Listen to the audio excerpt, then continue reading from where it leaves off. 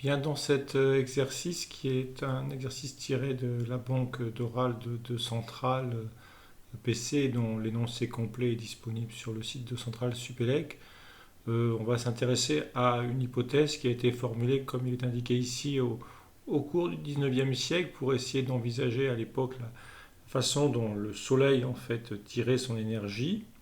Et l'idée de von Mayer, ça a été de supposer en fait que des comètes tombaient sur le Soleil, donc frappaient le Soleil, échauffaient le Soleil, et le Soleil, comme tout corps chaud, allait rayonner de l'énergie. Donc la question, c'est finalement, est-ce que le débit, entre guillemets, de comètes frappant le Soleil pouvait permettre au Soleil de maintenir cette puissance rayonnée? Toute la question est ici. Donc on va essayer, donc quelques données sont fournies pour une comète type, par exemple, comme la comète de Halley, avec ses caractéristiques.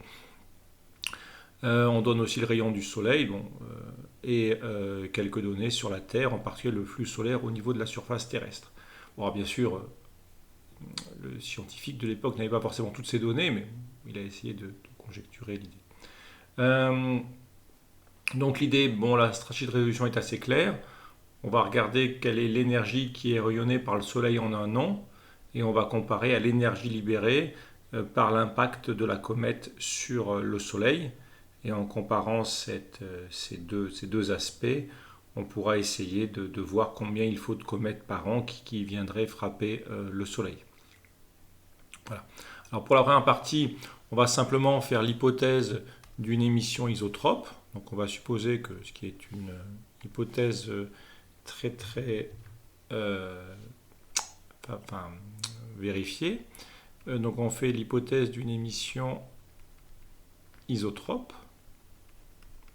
de la lumière solaire. Et donc le Soleil émet de la lumière, enfin du rayonnement de différents types. Et on vous donne en fait la valeur de φ, c'est-à-dire le flux surfacique, c'est-à-dire l'énergie par unité de temps et par unité de surface qui se retrouve au niveau du rayon sur une immense sphère centrée sur le Soleil, et dont le rayon serait la distance Soleil-Terre. Donc dit autrement, ce chiffre-là, le φ qui est là, il indique si vous prenez 1 mètre carré, donc si là vous preniez 1 mètre carré à la surface de cette immense sphère, eh bien il y a 1400 joules qui passent chaque seconde. Voilà. Voilà pour l'idée. Et bien sûr, ça c'est ce qui est émis par le Soleil, parce qu'il n'y a à peu près aucun corps, enfin il y a de planètes qui sont entre le Soleil et la Terre, mais bien sûr leur dimension est telle qu'ils n'absorbent quasiment rien. Donc on peut supposer que la totalité de la lumière qui est émise par le Soleil se retrouve ensuite au niveau de cette immense sphère ayant pour rayon la distance du Soleil à la Terre. Donc on peut maintenant passer à l'expression. Donc on part de φ pour obtenir une puissance. Déjà, il suffit de multiplier par l'aire de la sphère, c'est-à-dire 4pi at carré. Donc ça nous donnera une puissance. D'accord. Et pour obtenir l'énergie, il faut simplement multiplier par la durée. Ici, on va s'intéresser sur un an, d'accord. Donc on va multiplier par une année, et t de t avec notation assez lente, t de t, c'est la période de révolution de la Terre autour du Soleil, autrement dit un an. Voilà, et donc ça nous donne une première relation. Bon, on aura les données pour faire l'application numérique, on verra ça tout à l'heure, mais toujours est-il que ceci vous donne une bonne estimation de la quantité d'énergie qui est émise par le Soleil en un an. Et donc si le Soleil veut continuer son activité sur des millions ou des milliards d'années, il faut que cette puissance soit fournie, enfin que cette énergie soit disponible pour le Soleil.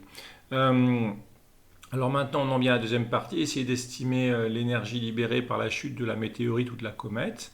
Alors là, on vous donne l'exemple de la comète de Halley, donc partons sur cet exemple.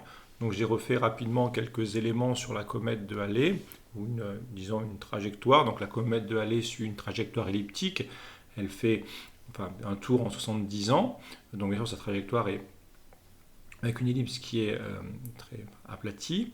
On a représenté, donc j'ai représenté le Soleil qui est l'un des foyers donc, de l'ellipse. Et j'ai représenté un point quelconque de la trajectoire, la comète de Halley, donc H, avec le rayon du Soleil, du centre du Soleil à la comète, et puis la vitesse quelconque de la comète par rapport au Soleil en ce point. Et ici, vous avez 2 fois le demi-grand axe, donc on vous donne AH, d'accord, le demi-grand axe, et donc 2 fois le demi-grand axe fait le grand diamètre, entre guillemets, de l'ellipse. Bien, j'en viens maintenant aux questions énergétiques, plus précisément, qui nous intéressent ici. Donc la bonne idée, c'est déjà essayer de se rappeler la formule de l'énergie mécanique pour un mouvement elliptique. Donc elle est donnée ici et elle dépend essentiellement du demi-grand axe. Alors déjà d'une part, l'énergie mécanique sera une constante pour le mouvement car on a un mouvement à force centrale avec une force conservative. Pour retrouver cette relation, l'idée, si nécessaire, c'est de repasser par le mouvement circulaire et d'admettre que la formule obtenue dans le cas d'un cercle se transpose à l'ellipse en remplaçant le rayon par le demi-grand axe. Donc ça, c'est la formule générale, mais l'énergie mécanique reste bien sûr égale à l'énergie cinétique plus l'énergie potentielle. L'énergie cinétique, c'est 1 demi donc, de la masse de la comète fois la vitesse de la comète en un point H quelconque, moins l'énergie potentielle, donc la Soleil, comète, et donc sur le rayon quelconque. Donc cette formule est vraie quel que soit le point de la trajectoire. Donc on imagine ici que pour une raison quelconque, encore une fois, la comète est déviée et vient s'effondrer sur le Soleil sans modification nette de son énergie mécanique, par exemple du fait de l'interaction avec notre corps. Et donc, en conséquence, j'applique cette relation lorsque la comète arrive au niveau du rayon, tel que la distance entre le centre du Soleil et la comète soit égale au rayon solaire. Donc je dis que l'énergie cinétique, 1 demi de mvh carré, mais au moment de l'impact, sera égale à ce terme que je bascule de l'autre côté, mais ce terme est devenu la même expression, mais au rayon solaire, et je conserve ce terme-là qui est inchangé. Voilà. Donc ça, c'est l'expression de l'énergie cinétique juste avant l'impact, donc on impacte moins, on va dire. Et l'idée, alors on peut en rester là, on peut peut-être simplifier un peu l'expression en comparant RS et AH.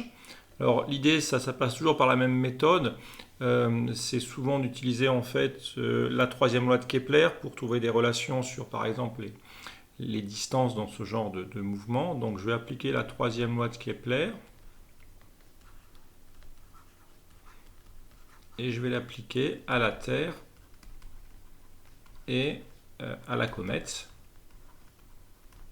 qui sont bien, ces deux corps sont bien en mouvement de révolution autour du même attracteur, le Soleil. Donc la troisième loi de Kepler dans sa version historique, et qui ne nécessite pas de connaître en fait le terme GMS, même si vous n'avez pas ce terme, GMS n'est pas gênant.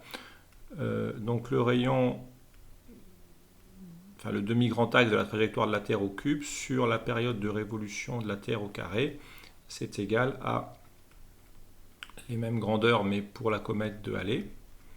Et donc maintenant je vais isoler le demi-grand axe de la comète de Halley. On peut faire encore une étape, donc on peut simplement prendre ceci et ensuite on prend l'exposant en 2/3 et on arrive à ce résultat qui est là. Donc vous avez le demi-grand axe de la comète de Halley. Bon, l'avantage c'est que si vous voulez, les données pour la Terre sont facilement connues. Donc par exemple en particulier si on vous dit que la période de révolution de la comète de Halley c'est 76 ans, eh bien T de la Terre c'est 1 an. Donc vous exprimez directement ces grandeurs en années. Et les grandeurs de la Terre étant connues, c'est beaucoup plus simple. Donc en prenant les grandeurs qui sont ici, en prenant 76 à la puissance 2/3, on arrive à 18. Et vu qu'on vous donnait la valeur du demi-grand axe de la trajectoire terrestre et du rayon solaire, vous pouvez facilement exprimer la valeur du demi-grand axe de la trajectoire de la comète de Halley par rapport au rayon solaire. On voit que c'est très grand devant le rayon solaire, d'accord. On a finalement que AH est très grand devant le rayon solaire. Donc finalement dans la formule qui est ici, si maintenant je reviens à la formule qui est là, eh bien je vais pouvoir négliger ce terme-ci par rapport à ce terme-là. avec une approximation très, très naturelle pour une résolution de problème. Et j'en déduis que, bon, petite approximation peut-être, mais disons que je peux tout à fait approximer de façon très raisonnable au niveau de l'impact l'énergie cinétique à l'impact par ce terme-là, uniquement le premier terme. Dit autrement, ce qui se passe, c'est qu'au moment de la chute, en fait, la comète vient chuter sur le Soleil et elle transforme son énergie potentielle en énergie cinétique. Et voilà l'énergie cinétique au moment de l'impact. Alors il n'y a plus maintenant qu'à passer. Alors juste avant, bien sûr, on n'a toujours pas la valeur de GMS, donc on fait à nouveau ce qu'on a fait à l'instant. On va réappliquer une troisième loi de Kepler. Donc l'idée c'est de refaire la troisième loi de Kepler pour retrouver GMS, mais la troisième loi de Kepler, j'aurais pu ajouter appliquer à la Terre, parce que les données pour la Terre sont connues.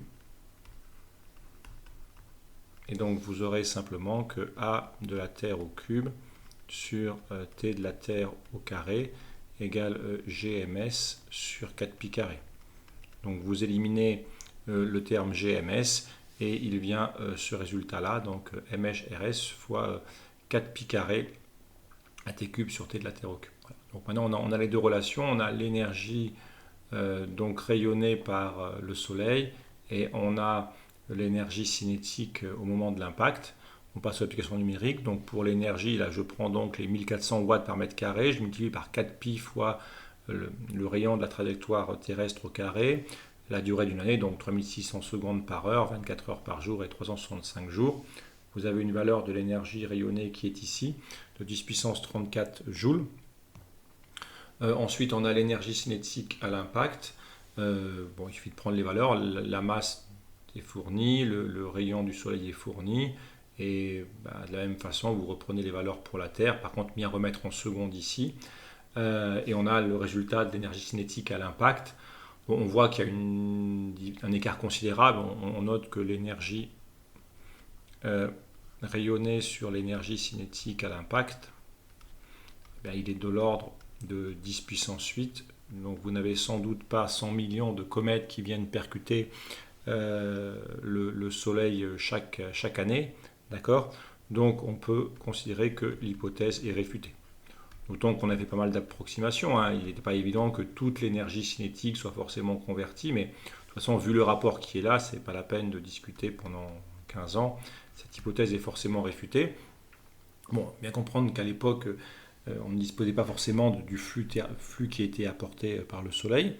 Et simplement, la bonne explication, c'est que l'énergie solaire est entretenue par les réactions de fusion au sein du Soleil, au sein de l'étoile.